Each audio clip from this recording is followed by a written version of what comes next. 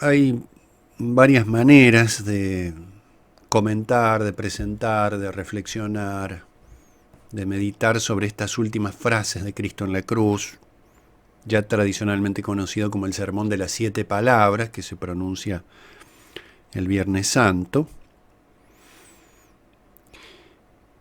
Una forma de índole más clásica es comentarlas en un orden cronológico o aproximadamente cronológico, porque ciertas frases de Cristo, como están tomadas de los distintos evangelios, no siempre puede tenerse la más absoluta certeza de la cronología. Sí, a grandes rasgos, por supuesto, y eso justifica ese modo tradicional de presentarlas, desde la crucifixión hasta la muerte. Pero hay otra manera que a mí me parece, por lo menos especialmente interesante, que no sigue estrictamente la cronología, que tiene que ver con ver qué palabras aparecen en cada uno de los evangelios, porque siempre recordemos, cada uno de los evangelios, de los 4 evangelios, nos presenta ciertamente a Jesucristo, pero con una mirada muy particular, acentuando determinadas cuestiones, destacando ciertos intereses, siempre, por supuesto, bajo la inspiración divina. Es por inspiración divina que eso sucede, sin lugar a dudas. Y entonces cada uno de los evangelios destaca o acentúa o subraya determinados rasgos a lo largo de toda la narración, y también, por supuesto, en el caso de estas palabras. Así que me parecía interesante presentarlo de esta manera, de esta segunda manera, no tanto en la cronología de los hechos, sino en el enfoque, en la mirada que cada uno de los evangelios tiene sobre este momento culminante, por supuesto, en la vida de Cristo. Y entonces nos encontramos, en primer término, con el Evangelio de San Mateo y de San Marcos. Una nota distintiva de los dos: son los dos evangelios que nos presentan una sola de las expresiones de Cristo, que es la expresión, si se quiere, más compleja, más sugestiva, más oscura, más difícil de comprender, si podemos hablar en esos términos, que es la que está tomada, por supuesto, del Salmo 21, Dios mío, ¿por qué me has abandonado?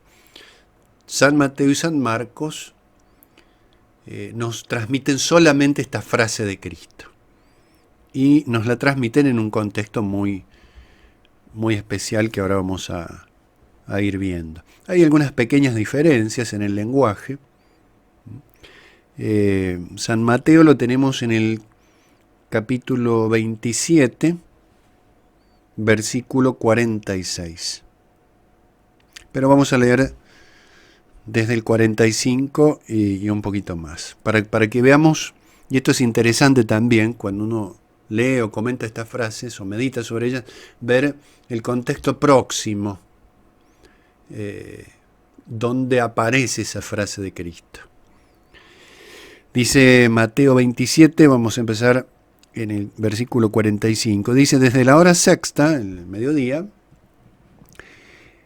hubo oscuridad sobre toda la tierra hasta la hora nona, hasta las 3 de la tarde. Y alrededor de la hora nona clamó Jesús con fuerte voz: Elí, Elí, lema sabactani. Esto es: Dios mío, ¿por qué me has abandonado? Al oírlo, algunos de los que estaban allí decían: a Elías llama a este. Y entonces, eso es el versículo 47. Después, los versículos que siguen nos habla de que uno de ellos empapa una esponja en vinagre y le ofrece de beber.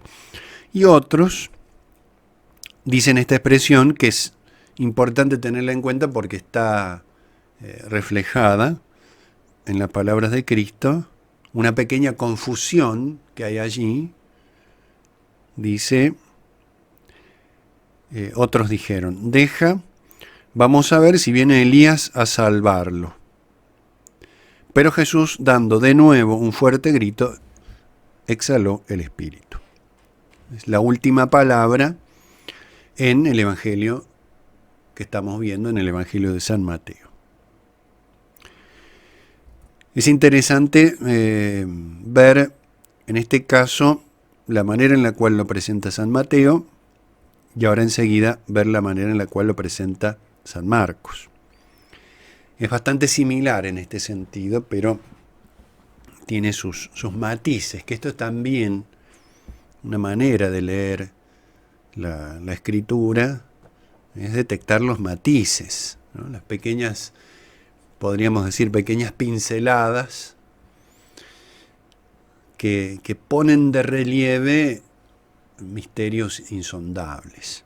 No podemos acceder o contemplar la pasión de Cristo con una mirada puramente humana. No podemos contemplar la pasión de Cristo viendo solamente el aspecto del sufrimiento, del dolor, del derramamiento de sangre, porque el sufrimiento de Cristo es insondable, no hay ninguna manera, salvo la que nos presenta la Sagrada Escritura, de iluminar la escena con la luz adecuada. Menos luz nos dejaría en una enorme incógnita.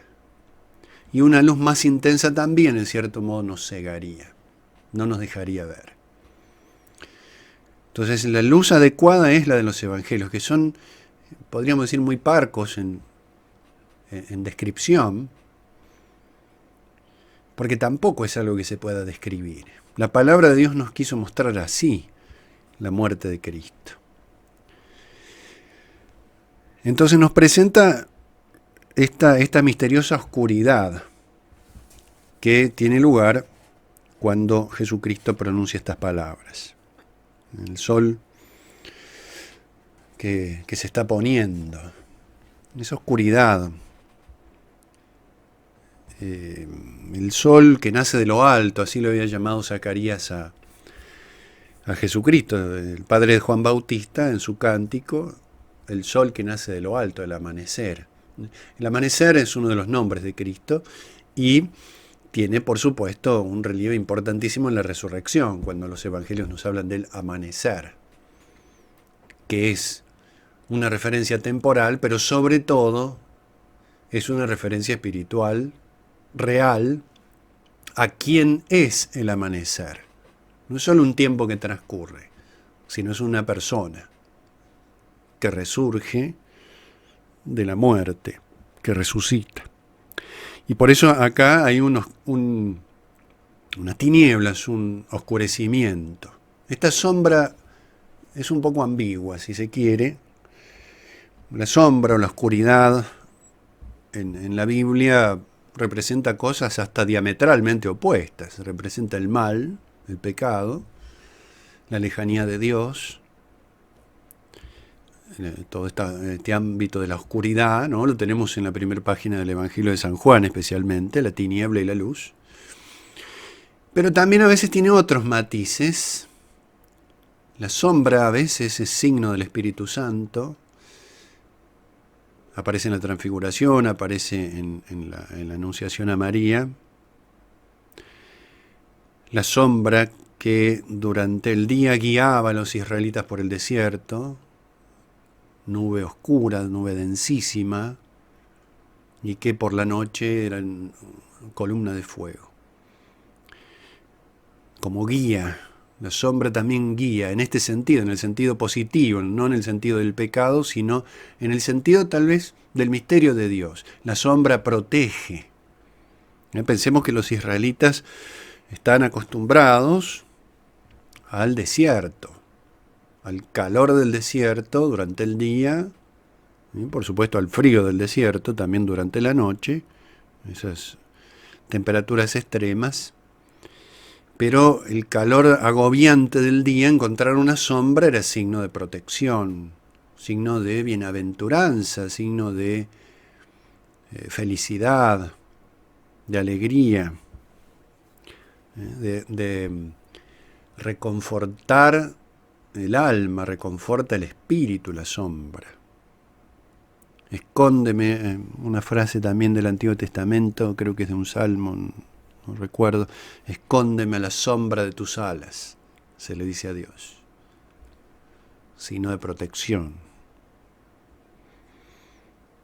Acá hay una oscuridad misteriosa que se va produciendo y uno no está del todo seguro porque ciertamente que tiene un aspecto negativo, en tanto el poder de la tiniebla que parece triunfar sobre la luz. Por eso el Génesis empieza: los días de la creación son como son. Hubo tarde y hubo mañana. Primero tarde. Empieza cuando atardece. El día empieza al terminar. Extraordinario es eso, porque nos da vuelta un poco el sentido habitual que nosotros tenemos para pensar la historia. Por eso el Apocalipsis es el primer libro en un sentido, porque nos muestra el final. Y la luz, lo primero creado, porque se refiere al Apocalipsis. Entonces, tarde y mañana, atardecer. Acá está atardeciendo, en este sentido de la oscuridad que se extiende sobre toda la tierra de una manera impactante, sorprendente, que tiene este sentido negativo, este sentido sobrecogedor, inquietante, amenazante. También tiene el sentido del misterio de Dios, porque es el sol que nace de lo alto que se está poniendo. Es Jesucristo que está ocultando su gloria de la manera más extrema de todas en la cruz. Habitualmente oculta su gloria Jesucristo, pero acá de la manera más profunda. Porque hay una gloria real acá, pero no se ve, si no es a la luz de la fe. En ese momento nos dice, alrededor de la hora nona, que es la hora de la muerte de Cristo, Jesús clama esto: Elí, Elí, lema sabactani. Salmo 21.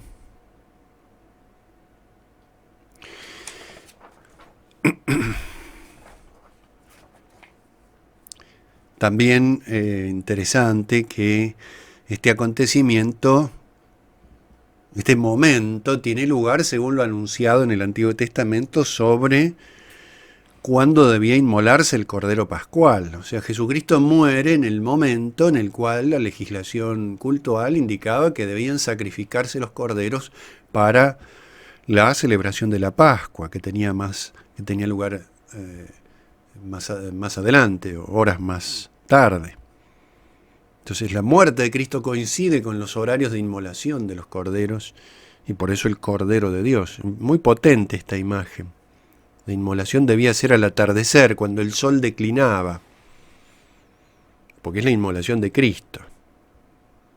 Es el cumplimiento de las profecías. Jesús muere como estaba previsto en el Antiguo Testamento. Y por eso aquellas víctimas antiguas anunciaban la víctima verdadera. Recordemos, figura, en la Biblia, figura y verdad no son opuestas. No es que la figura no tiene realidad y el cumplimiento sí. Ambas son reales. Pero uno anuncia el otro. Las figuras antiguas eran reales, pero eran reales porque anunciaban una realidad plena, verdadera en ese sentido. Y en ese momento se escuchan las palabras del Salmo 21, donde Jesucristo asume y da sentido a la oración del pueblo de Dios. La gloria oculta de la cruz. Recordemos el Salmo 21, que va comenzando con esta expresión de supremo dolor, nunca de desesperanza ni de desesperación, ni que manifiesta, por supuesto, un abandono real de Dios, sino la gloria oculta de Dios, la no manifestación de su presencia, estando presente. Está presente y no lo manifiesta visiblemente a los ojos de aquellos que no creen, pero sí es percibida esa gloria a los ojos de los creyentes. Por eso está la Virgen María, San Juan, María Magdalena, etcétera, al pie de la cruz. ¿Por qué me has abandonado? Que es, podríamos verlo desde dos perspectivas, como un ¿para qué?, que es lo que va a describir el Salmo, la causalidad, pero no como previa, sino como futura. ¿Cuál es el sentido de esta no manifestación de Dios? ¿Cuál es el sentido de este sufrimiento? Y el sentido es la redención. En pocas palabras, el Salmo 21 habla de eso. Por eso termina gloriosamente. Y también podríamos, tal vez, hacer una referencia a la causa previa, que no es, por supuesto, el pecado del inocente, que es Jesucristo, sino el pecado de la humanidad, pecado original, y los pecados de la humanidad. ¿Por qué me has abandonado? Por eso. ¿Por qué soy sacrificado? Por eso. Santo Tomás acentúa mucho que la causa de la encarnación de Cristo, que es para la pasión, es por el pecado. Podría haberse encarnado si el hombre no hubiera pecado, por supuesto. Pero dice, lo acorde con la revelación bíblica es por el pecado. Me has abandonado por el pecado. En este sentido, el abandono. No una desvinculación de lo divino. Por eso es proclamado en la esperanza y por eso en la confianza de ser escuchado. Ahora estoy hablando del salmista en el Antiguo Testamento. Jesucristo tiene la visión beatífica, por eso no requiere la fe y la esperanza. Pero el sentido que tiene esa expresión cuando el Salmo se pronuncia es está hablando con Dios, proclamando su abandono con alguien que el salmista sabe que está presente y lo escucha e interviene, de manera que ese sufrimiento, esa muerte se convierte en vida. Bueno, todo el trayecto del Salmo 21 siempre es más que recomendable leerlo completo.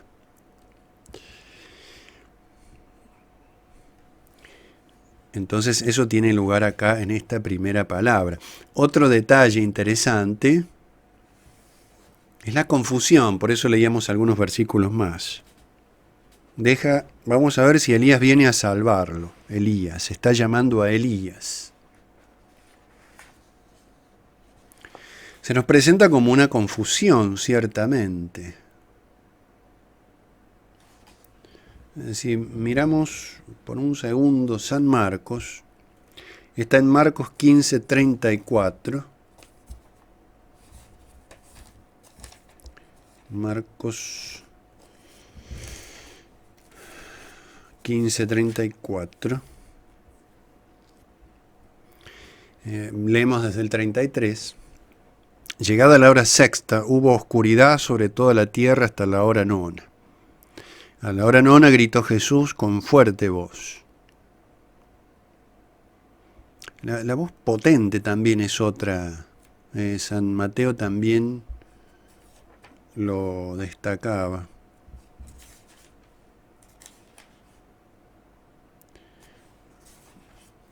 Al final, ¿no? 50, Mateo 27:50, Jesús dando de nuevo un fuerte grito, fuerte, con una fuerza, con una potencia que llega hasta los confines del mundo y de la historia. Es la voz divina.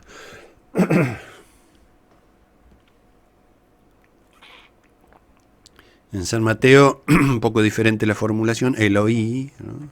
En San Marcos, en San Mateo, Elí, por unas cuestiones de idioma, pero es la misma expresión.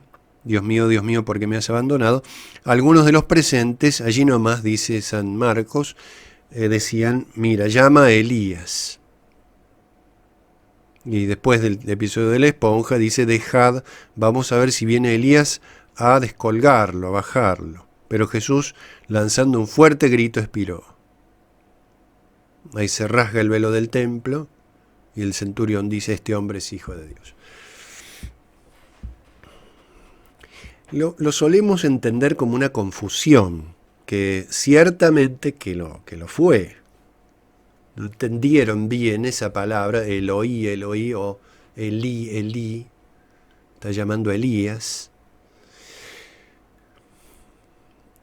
Recordemos, Elías es el arquetipo de la profecía en el Antiguo Testamento, el representante de la profecía en el Antiguo Testamento. Aparece junto a Cristo en la transfiguración con Moisés. Todo el Antiguo Testamento está allí hablando con Jesucristo sobre esto, nos dice el Evangelio. Hablaban sobre el éxodo, sobre la partida de Jesús que iba a cumplirse, que iba a tener su plenitud en Jerusalén. Es el éxodo perfecto el éxodo con mayúscula que da sentido al antiguo, que le da dirección al antiguo éxodo. Entonces, inicialmente lo podemos ver como una confusión. Está llamando a Elías. Deja que Elías venga a salvarlo. Pero también podríamos decir que, sin saberlo, tienen razón, está llamando a Elías. Porque Elías habló de esto.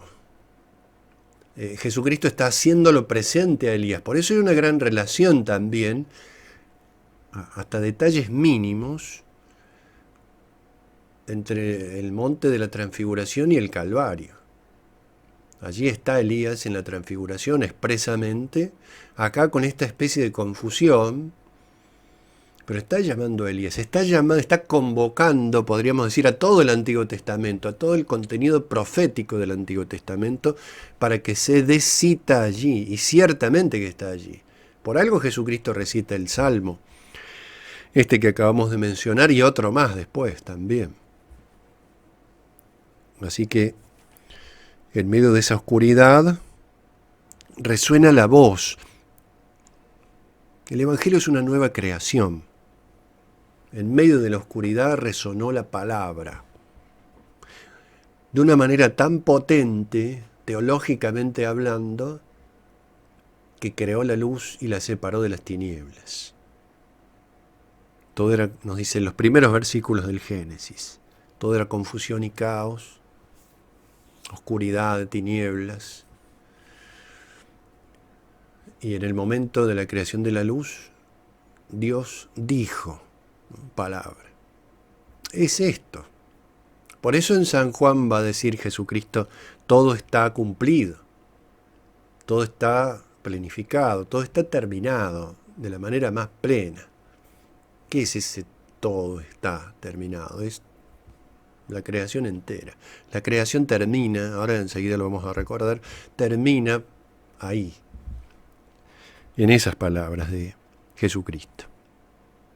Porque la creación antigua había sido herida por el pecado, deformada. Y Jesucristo viene a reformarla, le vuelve a dar forma. Entonces es muy lindo percibirlo desde esta perspectiva. Esa oscuridad inquietante que decíamos, poderosa. Una oscuridad donde no solo no se puede ver,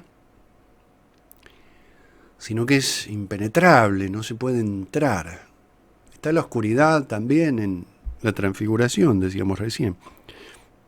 Y admite estos dos sentidos. Poder de las tinieblas, que quiere apresar la luz, como dice San Juan, y también el poder de Dios que vence a las tinieblas mediante su palabra. Se está haciendo la luz en medio de esa oscuridad. Él era la luz, Él es el logos, la palabra, el verbo. Entonces un verbo resonante con tanta fuerza, y lo acentúan los evangelios, es muy difícil no pensar en el primer verbo, que es, dijo Dios, hágase la luz. Pensémoslo en esos términos. Jesucristo en lo alto de la cruz no dice hágase la luz, pero lo está haciendo. Incluso el verbo, el inicial de la Biblia. Dios creó.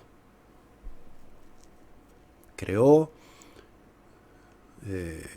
que también significa cortar, separar. Es crear de la nada, por supuesto, indudablemente. No hay una materia preexistente a la creación. Pero ese crear, ese primer verbo de la Biblia es también separar, porque después va,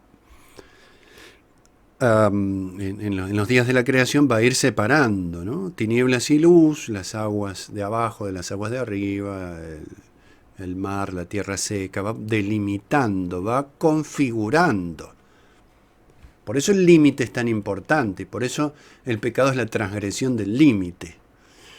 Y la redención es la restauración de los límites, reconfigura.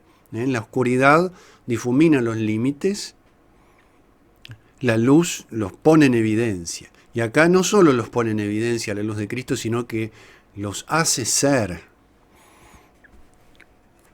Bien, esto algunas cuestiones sobre el contexto y la palabra esta, la primera que queríamos comentar de Mateo y Marcos. Y por eso en Marcos termina esa frase con la identidad de Cristo, pronunciada nada menos que por un centurión. Este es el Hijo de Dios.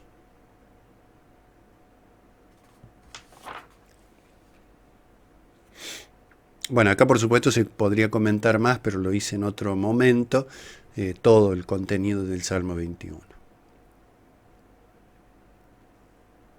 Recordar simplemente el final, algunos versículos finales de ese Salmo.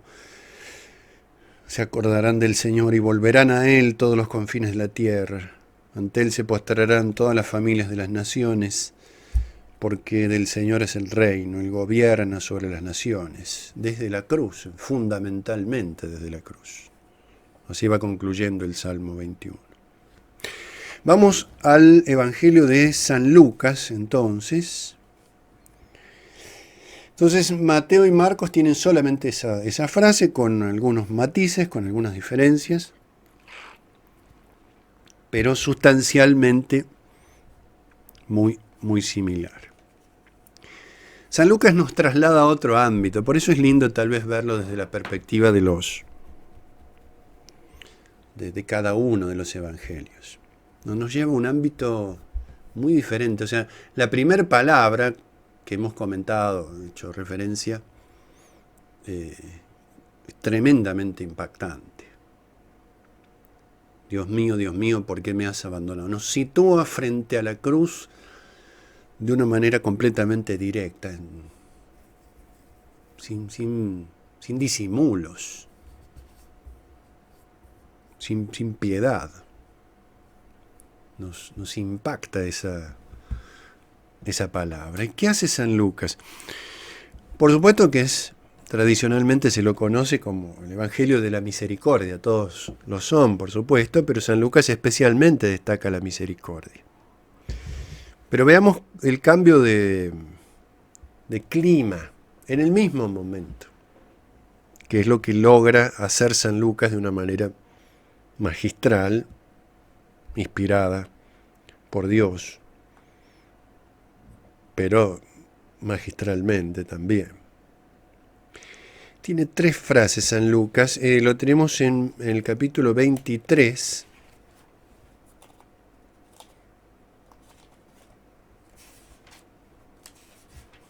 tres frases,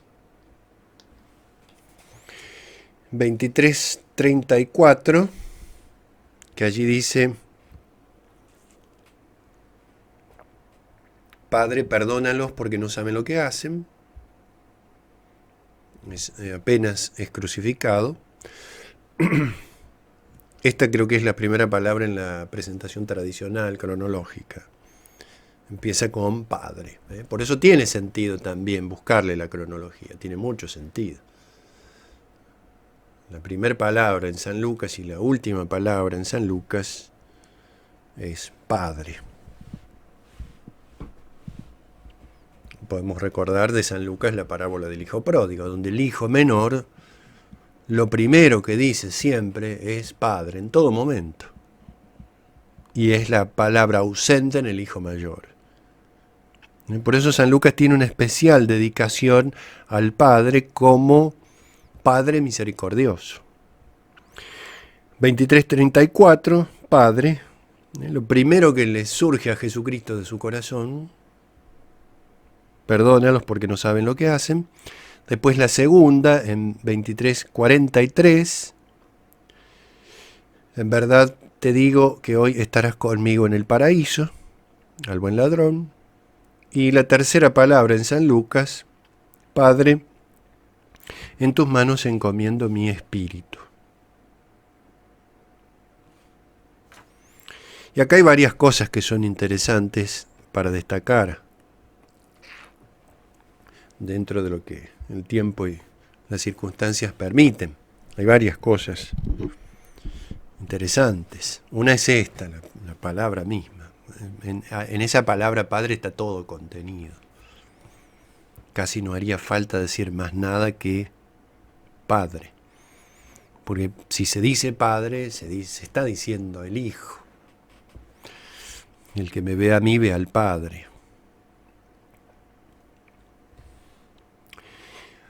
Otro aspecto, otro detalle, si podemos decir que son detalles,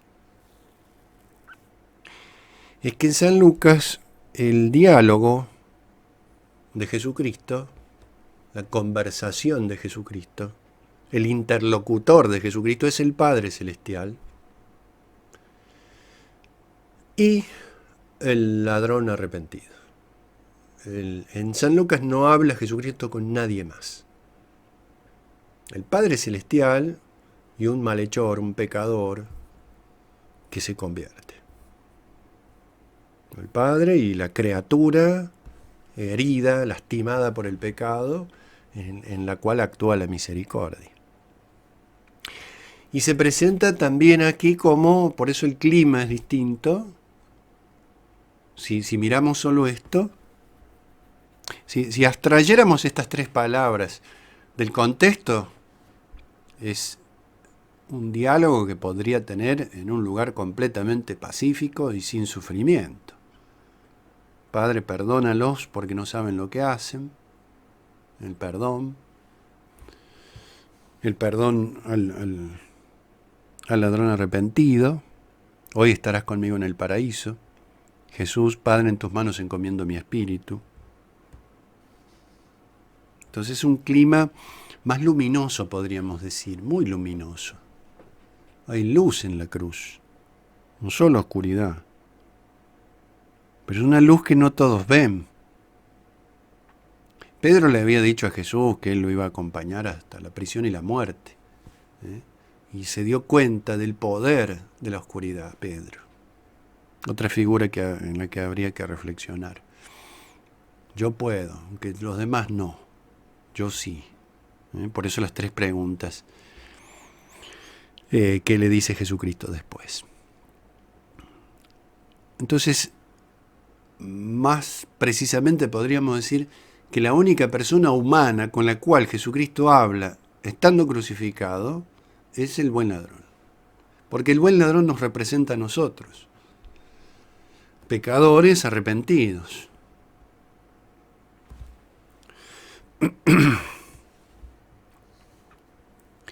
En estas tres frases también hay como un cierto orden, no solo cronológico, sino espiritual. La referencia al Padre está en la primera frase, perdónalos, está referida a la misericordia que Dios derrama sobre todos, sobre buenos y malos. No porque a Dios le dé lo mismo el bien que el mal, sino porque ofrece a todos la posibilidad de conversión. Uno de ellos, buen ladrón, representa a la humanidad que acepta ese perdón. Los fariseos representan a aquellos que no. Es una imagen ejemplar, ¿no? Entonces tenemos como en la primera frase como un descenso de la misericordia, claramente marcado, explicitado en el perdón, baja la misericordia, si podemos usar expresiones locales. En la segunda se ve la efectividad del perdón, se ejecuta cuando el corazón lo recibe. Y allí tenemos la promesa, hoy estarás conmigo. Y en la tercera, el ascenso al Padre. Padre, en tus manos encomiendo mi espíritu. Decía la Escritura, como el profeta Isaías, como la lluvia y la nieve no bajan del cielo a la tierra sin fecundarla, y así vuelven a mí, habiendo realizado su obra. Se refiere a la palabra de Dios. No me acuerdo bien la frase, pero es eso, compara la lluvia, ¿no?, que cae en tierra y hace un efecto, hace crecer la vegetación y vuelve, habiendo producido ese fruto, así será mi palabra. Esto es lo que sucede acá. Baja la misericordia, el descenso divino, se produce el encuentro con el corazón humano, se produce la efectividad de la gracia y entonces asciende, en tus manos encomiendo mi espíritu. Pero vamos a leer un poquito el contexto de estas palabras. Llegados al lugar llamado Calvario, lo crucificaron allí a él y a los malhechores, uno a derecha y otro a izquierda, que representantes de la humanidad. Todos malhechores, pero uno acepta y el otro no. El perdón ofrecido a todos. Se repartieron sus vestiduras echando a suertes. Otro gran tema acá, por supuesto, las vestiduras de Cristo. Hay vestiduras desde el Génesis al Apocalipsis. Son realidades exteriores, pero que significan realidades interiores. El manto blanco de los mártires en el Apocalipsis es la pureza del corazón llevada a cabo por la sangre de Cristo. Nos da sus vestidos. Se da a Él. Cuando hablábamos el Domingo de Ramos de los mantos que se ponían frente a Cristo, es un acto de donación, de darse uno mismo. Después el corazón del hombre cambia, pero el de Cristo no, se da. El despojo de sus vestiduras no es solo una humillación, sino que es el darse de la misericordia para revestirnos a nosotros. Nuevamente volvamos a la parábola del hijo pródigo. Vuelve a la casa, es revestido con la vestidura primera, la que tenía, la mejor y la que no debió perder. Ahora de una manera más enigmática sucede esto. Nos está revistiendo. El pueblo estaba mirando, los magistrados hacían muecas diciendo: a otro salvó, que se salve a sí mismo, si es el Cristo de Dios el elegido. También los soldados.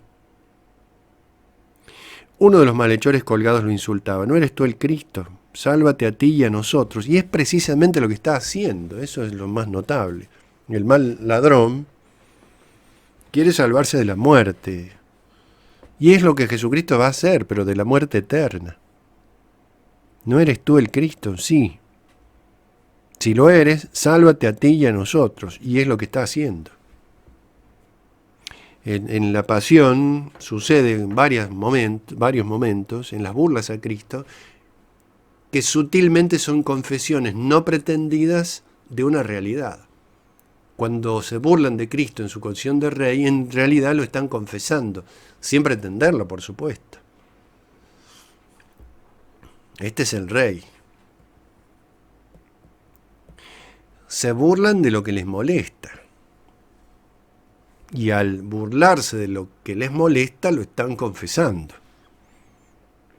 ¿Qué le responde el otro, el buen ladrón? es que no temes a Dios. Siempre el temor es reverencia y es amor. Tú que sufres la misma condena, nosotros con razón. Pero confiesa la inocencia de Cristo. Es interesante porque es un condenado que de pronto asume la figura de juez, justo, justísimo. Está haciendo un juicio, un juicio totalmente cierto, el buen ladrón. Él es inocente y nosotros somos culpables. No ha hecho nada malo. Resuena acá otras palabras, ¿no? De otros jueces. Pilatos, que sabe que no ha hecho nada malo y sin embargo lo condena.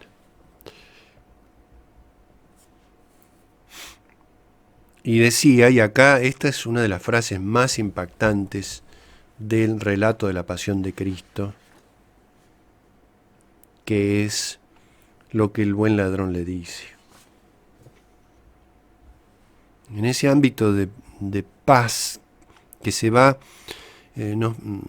por lo menos a uno le da a imaginarse, a partir del texto, por supuesto, la conversación de Cristo con el buen ladrón, como si no le importara más nada de lo que está sucediendo y de lo que le está sucediendo. Se interesa solo en él. Jesucristo no responde nada ni a los soldados, ni a los escribas, ni a los fariseos, ni a los que pasaban por allí. Ni siquiera le responde nada al ladrón que lo insultaba. Para la gran mayoría hay silencio de parte de Cristo. El silencio de Cristo es elocuente. No les dirige la palabra. Tremendo eso. En el relato, en comentarios de las 7 palabras de Cristo en la cruz, es interesante también no olvidar los silencios. Así como hay palabras, hay silencios. De hecho, Isaías contempla al Cordero de Dios en silencio, camino a la cruz. Son significativos. Los silencios no son espacios vacíos. Es lo que permite que la palabra resuene. La condición de posibilidad de la palabra. Y hay silencio para los otros. Ni los mira, podríamos decir, casi. Sí, mira a todos, los ve a todos, los escucha a todos. Y busca el bien de todos. Se derrama sobre todos la misericordia. Pero la gran diferencia está en el corazón duro de los fariseos y en el corazón abierto de ese buen hombre.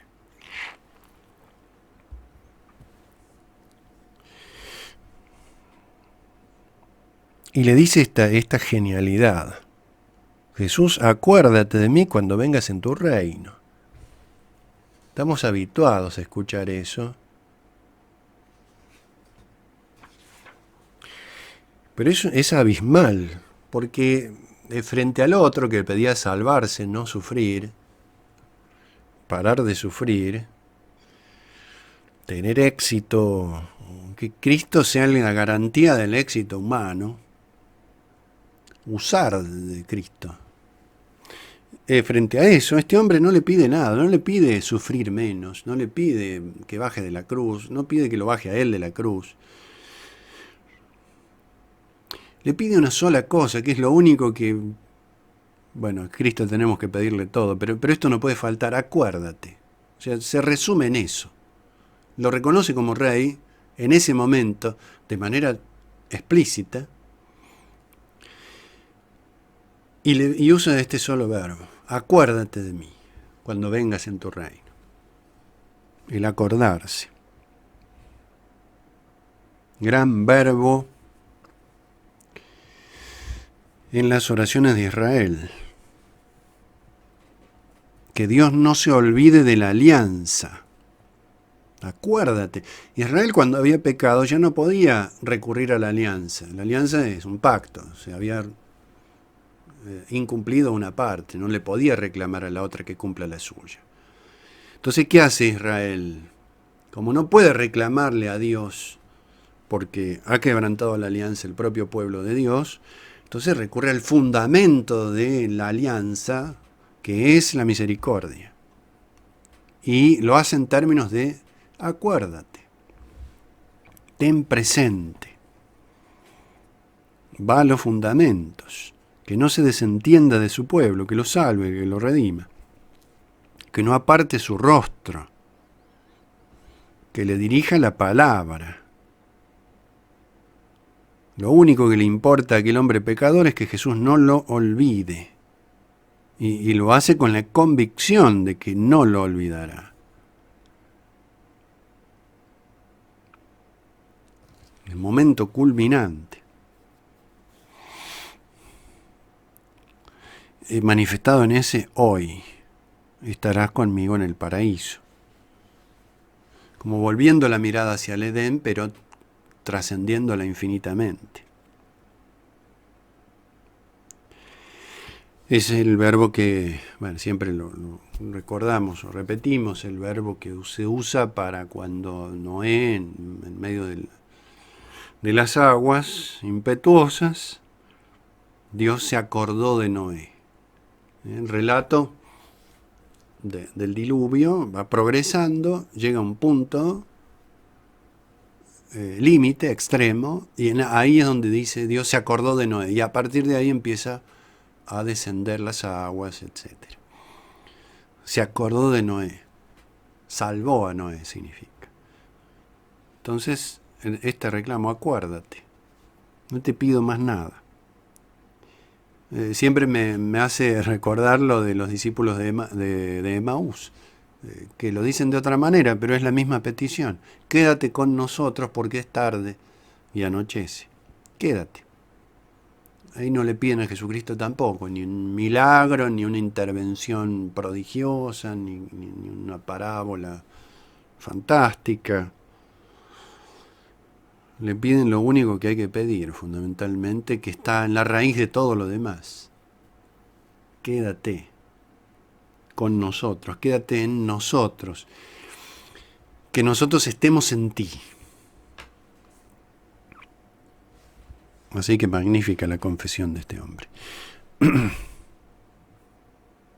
Y finalmente la última palabra, Padre, en tus manos pongo o encomiendo mi espíritu. Acá se narra esa oscuridad. El velo del templo se rasgó por el medio, el fuerte grito de Dios y su última palabra, Padre, en tus manos encomiendo mi espíritu. Es decir, vuelvo al Padre, como lo había anunciado, pero ya no vuelve solo, vuelve con el tesoro adquirido. En tus manos pongo mi espíritu, en tus manos entrego mi espíritu.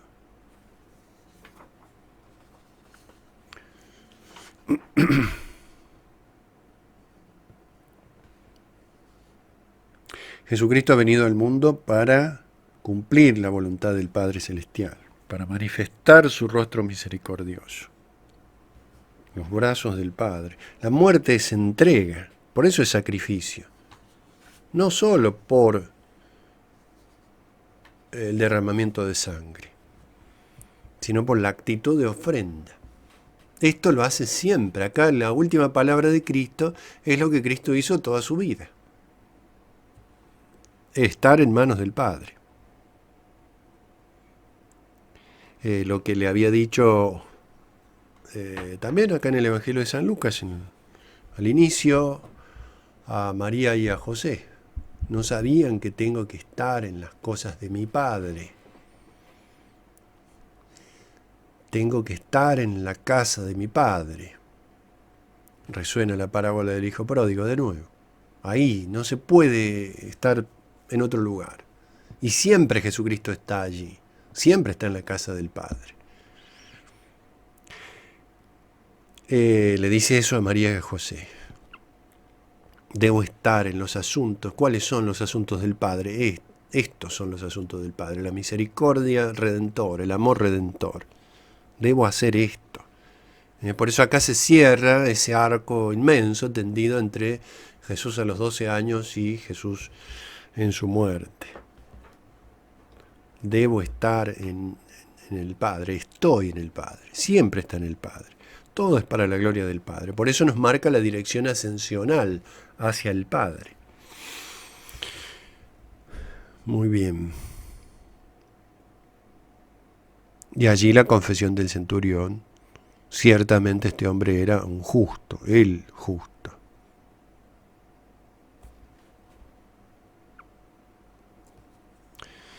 Veamos en estos minutos que nos van quedando lo de San Juan. El Evangelio de San Juan, que nos va a situar en otro clima también diferente. Nos presenta otro cuadro diferente. San Mateo y San Marcos nos han mostrado toda la profundidad y el sentido del dolor redentor de Cristo. En Salmo 21, con ese impacto tan fuerte, San Lucas ha compendiado todo en torno al Padre. Viene del Padre, ejecuta el plan misericordioso y vuelve al Padre con el tesoro escondido, ¿no?, que ha sacado de las profundidades de la oscuridad de la tierra que somos nosotros. Y San Juan nos muestra también su propia mirada, lo tenemos en el capítulo 19, el Evangelio de San Juan, capítulo 19.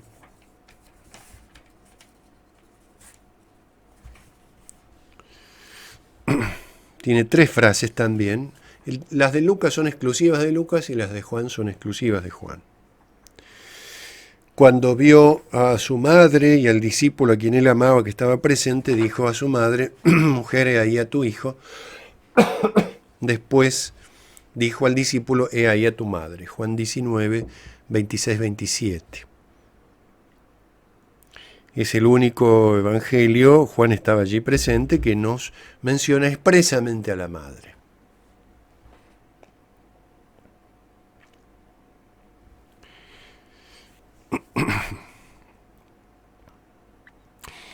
Estaba, nos dice, junto a la cruz. Esta proximidad, no solo física, sino espiritual, junto a la cruz. Es el modo cristiano de vivir.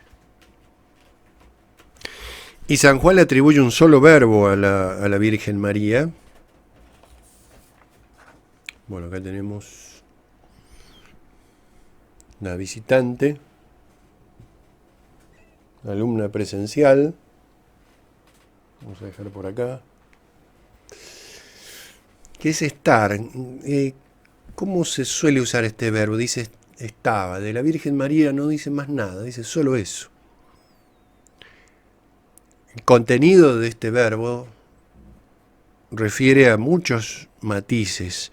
Es estar firme, es estar de pie, en este sentido. Es estar en tanto detenerse o situarse al final de un movimiento. Ha habido un movimiento hasta la cruz, una vida entera. Es hacer frente al mal, es resistir. Es mantenerse firme ante la adversidad, la tentación, la prueba. Es el estar propio del que se encuentra en la presencia de Dios. Interesante este matiz del verbo aquí. Expresa una determinación definitiva. Una determinación. En San Lucas también aparece eso. Esta determinación de Cristo para ir a la pasión. Aquí estamos en San Juan. Caracteriza la existencia cristiana, es lo contrario de caer o de vacilar. Por eso ese estar aparentemente despojado de toda determinación las contiene todas. No se puede decir otra cosa de la Virgen en ese momento. Y la genialidad de San Juan está en no decir otra cosa. Estaba. Más aún teniendo en cuenta que había estado en Caná de Galilea, la primera vez que lo menciona, acá un nuevo arco amplísimo extendido entre Caná de Galilea y la cruz. No podemos ahora detenernos mucho, pero todo el relato de las bodas de Caná es el relato de la pasión. Cuando uno lee el episodio de las bodas de Caná, está leyendo el relato de la pasión. No podemos detenernos en la comparación, pero San Juan está diciendo allí en Caná, primero de los signos, signo prioritario, no solo cronológico, está relatando el primero de los signos, que es la pasión, signo más importante. Y Jesucristo le dice a la Virgen, he ahí a tu hijo.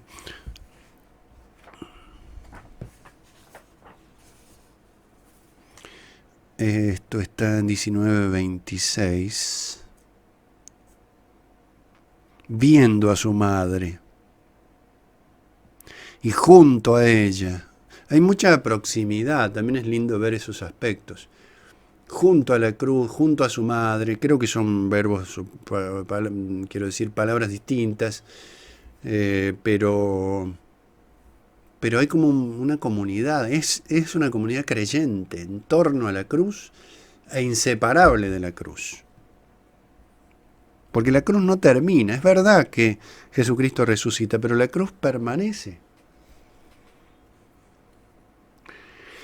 Cuando Jesús se aparece a los discípulos al resucitar, lo hace, les muestra algunos de los signos de la pasión, llagas gloriosas ya, no sufrientes,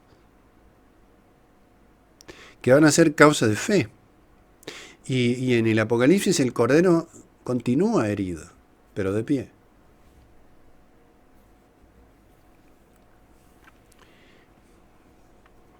Dice, bueno, entonces esa proximidad, están todos muy cerca. Viendo a su madre y junto a ella el discípulo, es decir, la proximidad con Jesucristo, la proximidad con María, inseparable. Tal vez, no estoy seguro de que sea correcta esta explicación, esta interpretación, pero tal vez ese ver de Jesucristo a su madre no es solamente la percepción sensible, sino que, como pasa en otras partes de la Biblia, puede contener, especialmente siendo una acción atribuida a Cristo, un sentido causal, hacer ver. Vio a los discípulos y los discípulos lo siguen. ¿Qué sucedió? Y que los hizo ver. Estamos en San Juan, pero volvamos a San Lucas, hijo pródigo. El padre lo vio cuando estaba en la máxima lejanía, no solo en el horizonte. Cuando estaba entre los cerdos, con el significado que eso tiene. Lo vio, lo hizo ver, por eso se convierte. Porque los ojos del padre lo siguen en el hijo. El recorrido del hijo menor es el recorrido de Cristo, despojado Cristo, y llegado a la máxima humillación para hacer ver. Vio a su madre. Por supuesto que la mirada de María es la mirada de fe, que acá alcanza su punto culminante. Es como al ver a María, redirecciona la mirada de María para que descubra en Juan a Jesucristo. He ahí a tu hijo. Le dice mujer, que era el nombre que tenía Eva antes de ser llamada Eva. Mujer, la que proviene, la que procede del varón.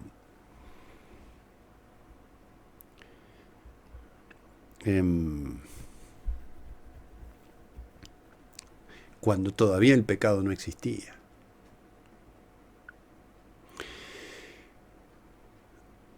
Y después se va a llamar Eva.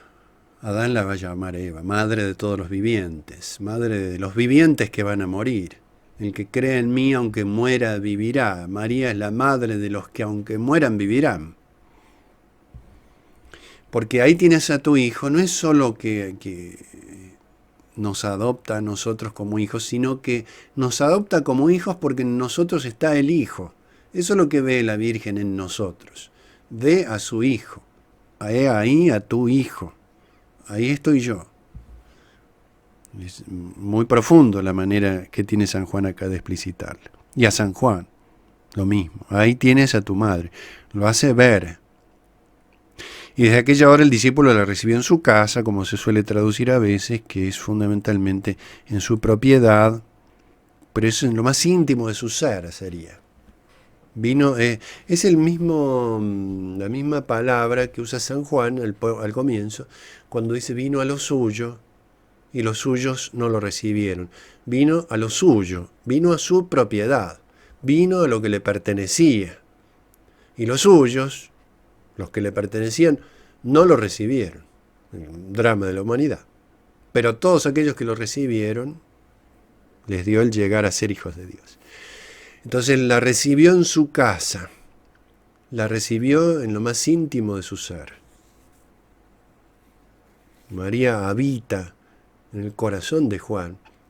Por supuesto que Juan, allí María Magdalena, la otra María, María Santísima, representa a la iglesia. Por eso hay un nacimiento. La hora, a partir de aquella hora, que también la palabra estaba hora en Caná de Galilea. Y Jesús dice, cuando a la mujer le ha llegado su hora, la hora de dar a luz, siente angustia, pero después alegría porque ha venido un hombre al mundo. Hay un nacimiento en la cruz. La muerte se convierte en vida. Después tenemos la segunda palabra en San Juan, que es una referencia muy clara al cumplimiento de las Escrituras. Ya todo estaba consumado, dijo, para que la Escritura se cumpliese, tengo sed.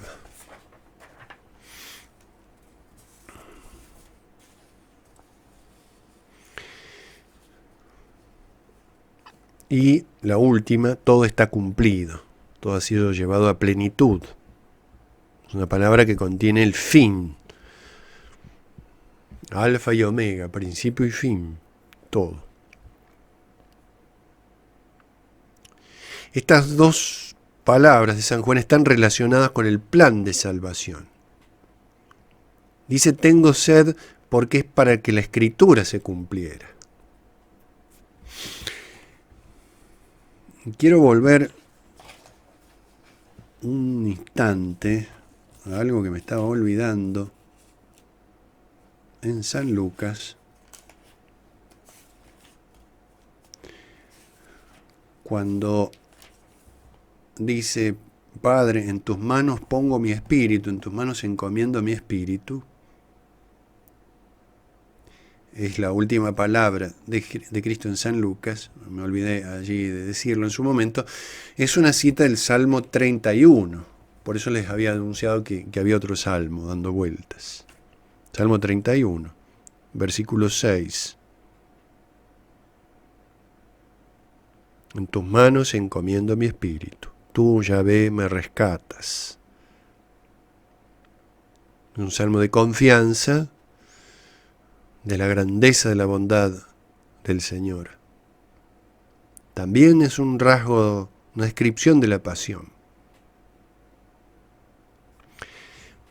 Levemente más moderado que el 21 en su dramatismo, pero también. Por eso va cumpliendo Jesucristo las Escrituras. Acá también, al final de San Juan, sucede algo similar.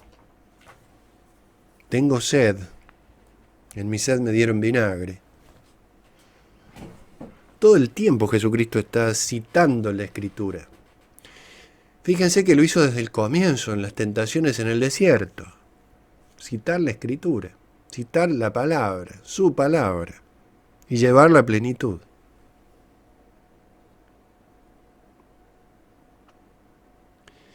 Lo que parece resplandecer en la perspectiva de San Juan es el cumplimiento perfecto y definitivo de lo anunciado.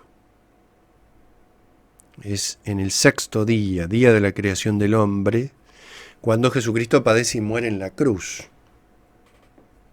Es un rasgo distintivo también de su pasión. Sexto día, volvamos a la creación, el Evangelio es nueva creación, el sexto día, el viernes, según el modo de contar, donde fue creado el hombre, y en el viernes, donde fue redimido el hombre. Sábado, día del descanso divino, el sábado santo. Descansó de su obra, descansó de la obra de restauración que había llevado a cabo.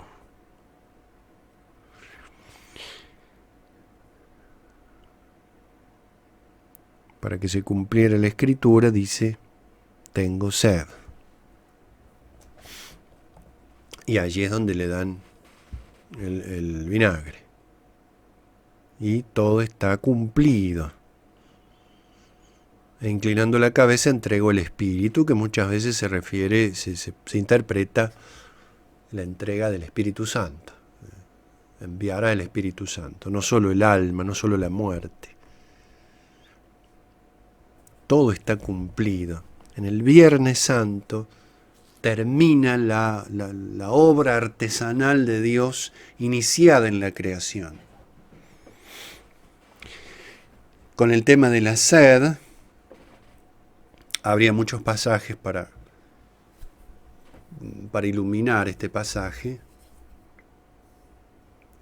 La sed de Dios y la sed que Dios tiene de nosotros.